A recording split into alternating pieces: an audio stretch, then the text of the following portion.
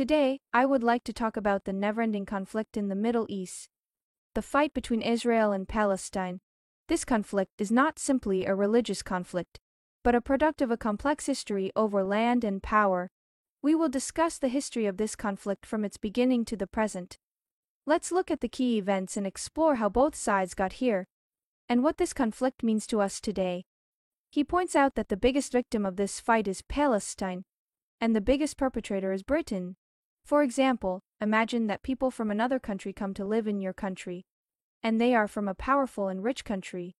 So they plan to take over most of your country, drive you to the outskirts of the country, and then completely wipe you out of this land.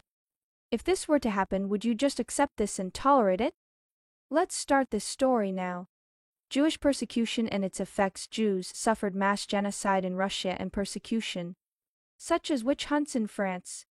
This situation deeply shocked a Jewish journalist named Hertz, who felt that Jews were not safe even in an enlightened country like France. Beginnings of Zionism. Hertz published the book The Jewish State in 1896, arguing for the need for Jews to establish their own state.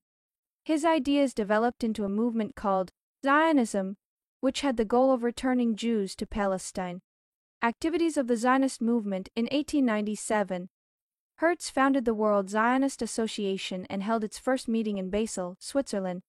This movement encouraged Jews to return and settle in Palestine, and many Jews actually began to emigrate to the area. Founding of Tel Aviv. Early Zionists purchased land from Palestinian landowners, and in 1901 established the Jewish National Fund to assist with relocation and settlement. Their efforts led to the formation of the first Jewish settlement called Tel Aviv, which later developed into a city. Sykes-Picot Agreement. During World War I, Britain and France decided to divide and manage the Middle East, which was named the Sykes-Picot Agreement. This agreement made Syria a French protectorate, and Palestine and Iraq a British protectorate. British promises and betrayal. Britain made promises to both Jews and Arabs, but eventually tilted more toward the Jews, appointing a Jewish Zionist as High Commissioner to Palestine. This effectively betrayed the promise made to the Arabs. Growing Jewish population and rising tensions. As the Jewish population in Palestine grew rapidly in the 1930s, tensions with the original Arab population of Palestine increased. The increase in the Jewish population is largely due to the increasing number of Jews fleeing persecution in Europe. Massive Arab Revolt of 1936. Arabs in Palestine rebelled against the large-scale influx of Jews and British policies in 1936. This rebellion lasted for 3 years, and during this process, the national consciousness of the Palestinian Arabs began to sprout. World War II and after. During World War II, Jews persecuted by Nazi Germany fled to Palestine in large numbers, intensifying the conflict with Arabs. Afterwards, Britain became unable to manage any further conflicts and delegated resolution to the United Nations. UN Partition Plan and Independence. The UN approves a plan to divide Palestine into 2 states, Jewish and Arab. This plan is accepted by the majority of Jews, but the Arabs do not accept it, and the conflict continues.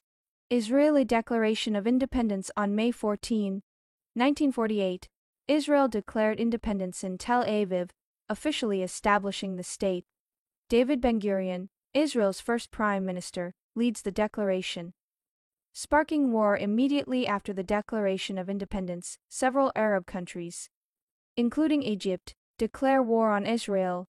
Israel's independence leads to full-scale conflict with Arab countries. 1948 Arab-Israeli War. In response to Israel's declaration of statehood, several Arab states, including Egypt, Jordan, Syria, and Lebanon, begin military action. This war marks the beginning of a long-term conflict between Israel and Arab countries. Background and results of the war. Arab countries participated in the war to protect Palestine, but in reality each also had a desire to expand their territory. As a result of the war, Israel takes over most of Palestine, and many Palestinians become refugees. Israel's military superiority. Israel had a well-trained army, giving it a military advantage in battles against Arab armies with less experience in warfare. Israel's effective military strategy and organized training helped it win the war. Impact of the Iranian Revolution. The Iranian Revolution changed the geopolitical landscape of the Middle East vis-a-vis Israel. Iran views Israel as hostile and supports the Palestinian people, seeing them as oppressed, strengthening PLO's activities after being established in 1964. The Palestine Liberation Organization (PLO) gained international attention and strengthened its activities in the 1970s. The PLO advocates for the rights of the Palestinian people and engages in various resistance action. Olympic terror at the 1972 Munich Olympics. A faction of the PLO kidnapped and murdered Israeli athletes. This incident had a huge impact around the world and served as an opportunity to inform the international community of the existence and purpose of the PLO. PLO in Lebanon in the 1980s. The PLO strengthened its military presence and consolidated its base in Lebanon. Israel invades Lebanon in 1982 to eliminate the PLO. In this process, many civilians in Lebanon are killed, and the PLO leaves Lebanon. Largest-scale popular uprising in Palestine in 1987.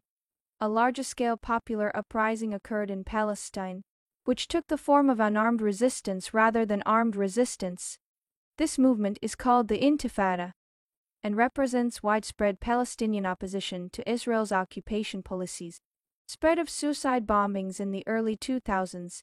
Palestinian suicide bombings increased throughout Israel, exposing everyday spaces to danger.